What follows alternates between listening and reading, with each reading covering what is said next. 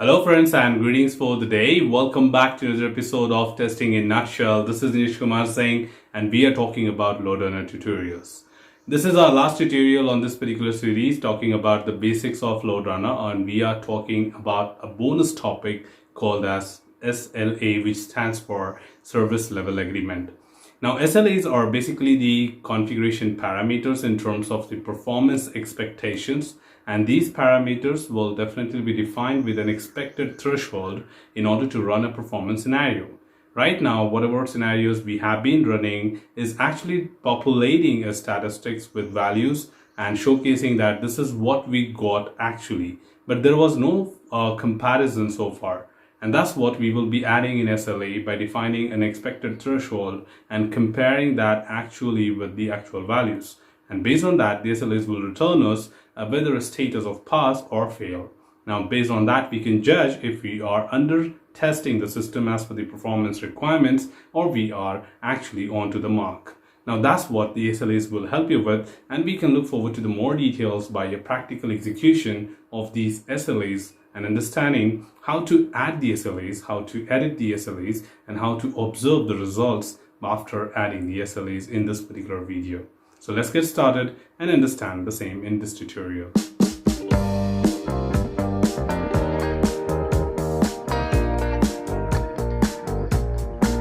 As a part of this tutorial, we will be understanding what is service level agreement and how to work with service level agreement, which is SLA, as a part of the Loadrunner.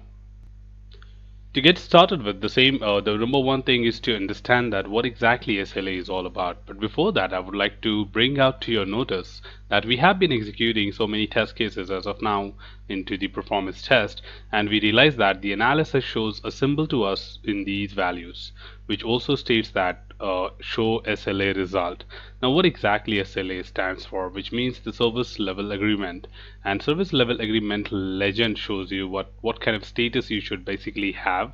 If you see a green tick, it stands for pass. If you see a cross, which means fail, and if you say kind of block symbol, you call it as no data. Now, what exactly this stands for? Now, for that, you need to understand the definition of SLA. And SLA basically compare the expected with the actual values which you obtain during the execution of a performance test, and defines whether you met the expectations or not. Now, here if you see, there are a lot of parameters which are populating certain values, like total throughput, average throughput, total hits, average hits, and total errors. Now, all these things can be monitored and measured against the expectations of the customer, and you can define whether it has met all the criteria or not. To understand beyond these outcomes and how do you basically set up the expected SLAs, you just have to visit a particular design menu of the performance scenario in the controller, and on the right top corner you find the SLAs. You just have to click on new to start defining a new SLA. The very first pop-up gives you an overview of the definition, that what exactly an SLA stands for. So during the load test, the controller collects performance data, analysis compares this data against the goals defined in the SLA, and displays the result in an SLA report. In order to define a goal, you need to go ahead and define the threshold for any particular load criteria. Now, this is just an introduction, so if you want, you can skip this page next time when you continue creating different SLAs. So let's mark this here and click on next. Now, these are the different goals which we can actually add as a part of the SLA, which will be defined with a threshold from the customer end.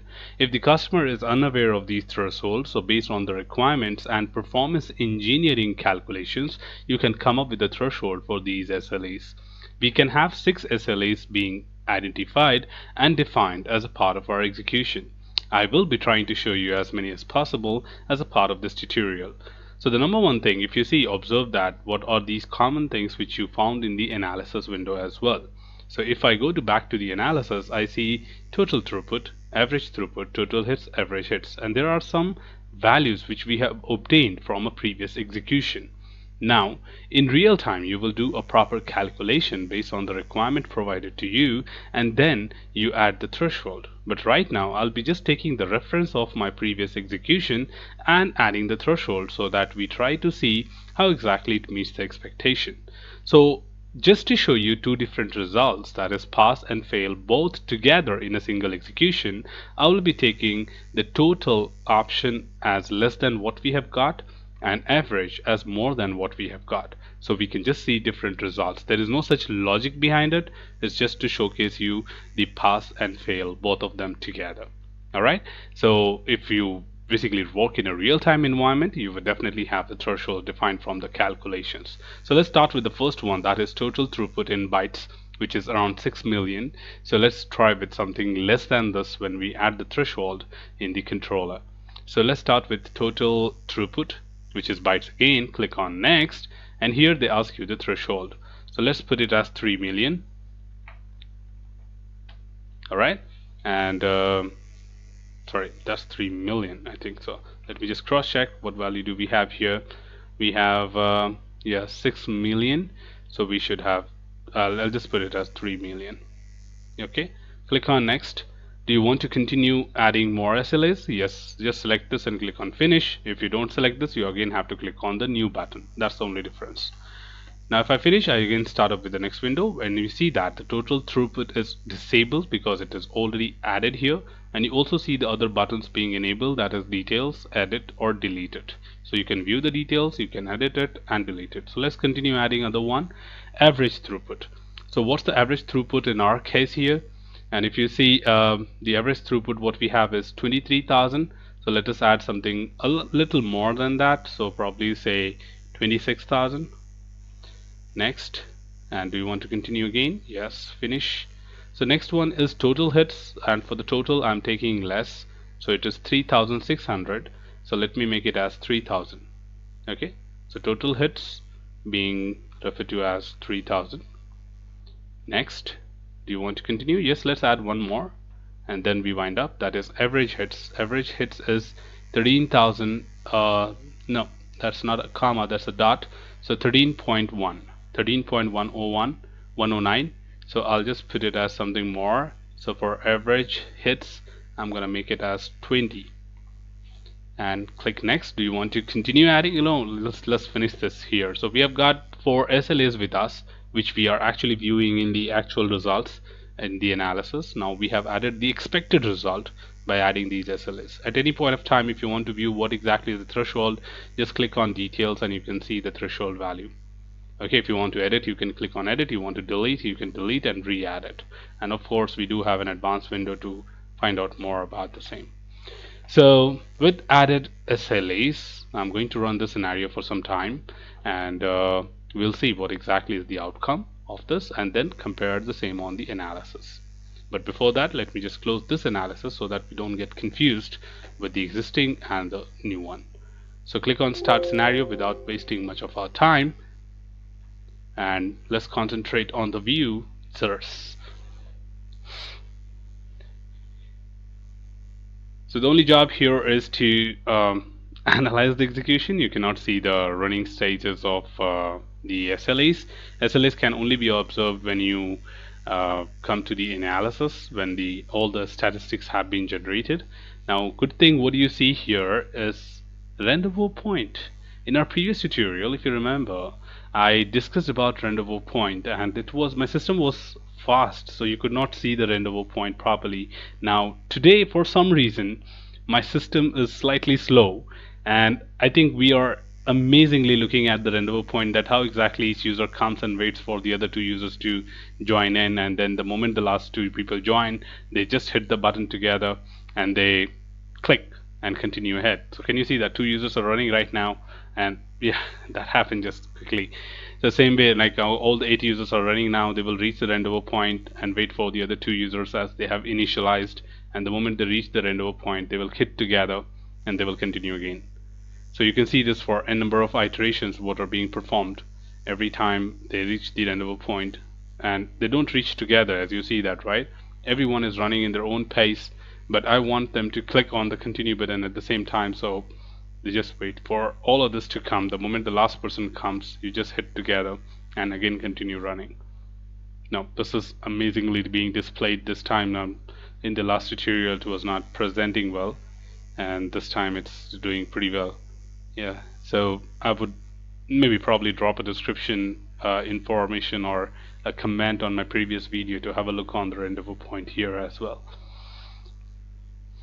So this scenario is going to execute for 3 minutes of time on total, and then it will exit, and we will see what exactly is the outcome of our SLAs. And if you remember, initially there was no data, but as we have added the SLAs now, this time you will see either pass or fail. And these SLAs will definitely help us understand better that how well we have met the expectation.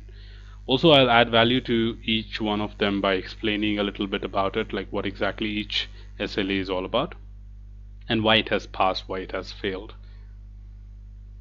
So let's wait for the scenario to get finished, and we will be looking at the analysis page in order to understand. Now, I hope I've already discussed about the errors. You can always click on that if you're interested to know what exactly is going wrong. As far as it is concerned with your executions, you can take care of that. If it is about the performance, you can definitely interrupt your execution by clicking on stop, and you can look forward to the issue and then redesign the scenario and run it.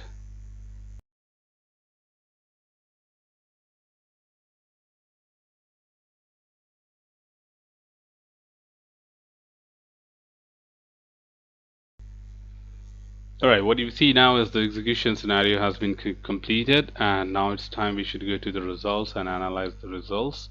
As soon as the analysis opens, this time we will see a difference in the result. The SLAs will pop up and showcase that what exactly happened as an outcome of the expected with the actual.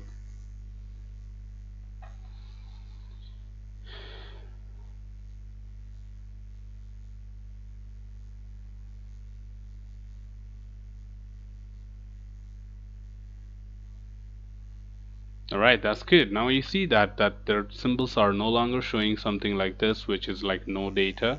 It shows me either pass or fail, and what exactly it is. You can just click on any one of these to take you to the SLA page, and you can see the details here. So let's start from the top, like what exactly total throughput is. The throughput is basically defined as the number of transactions placed per unit time, and that's measured in terms of bytes. That means assume a person asking you that how many transactions does place every single hour or every single minute. So you'd say that I don't know maximum, but of course at least 3 million hits or 3 million throughput takes place every single minute, and that's what we are talking about here. Like 3 million bytes are being transferred every single minute. So I wanted to test the system.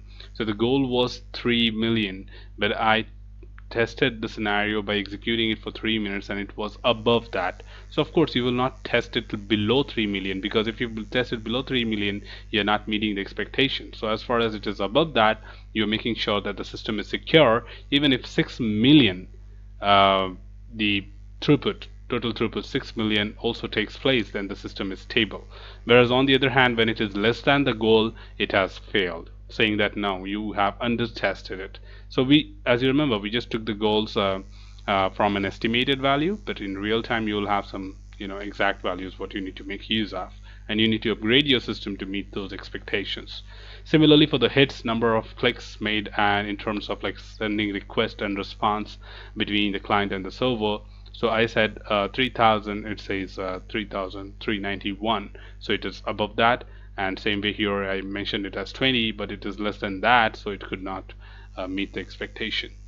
So every single SLA has to be measured above the goal defined. So the expected, the actual should be above the goal in order to make sure that your system is fine, but also the parameters are above the given threshold, not below, except one SLA, which is response time. The response time should be other way around. When the threshold is 5 seconds, then I need to make sure that it is less than or equal to 5 seconds, not greater than that. Here it should be greater than or equal to the threshold, not less than that. So that's all from this particular video, team, and this was the last tutorial on the Loadrunner basic tutorials. If in case you are interested, you can get in touch with me for more advanced details, and I'm here to help you. So that's all from this particular tutorial, team. Should you have anything else, feel free to comment below. I'm always there to address your queries and answer them well. Till then, keep learning, keep exploring, keep understanding the context. Thanks for watching the video.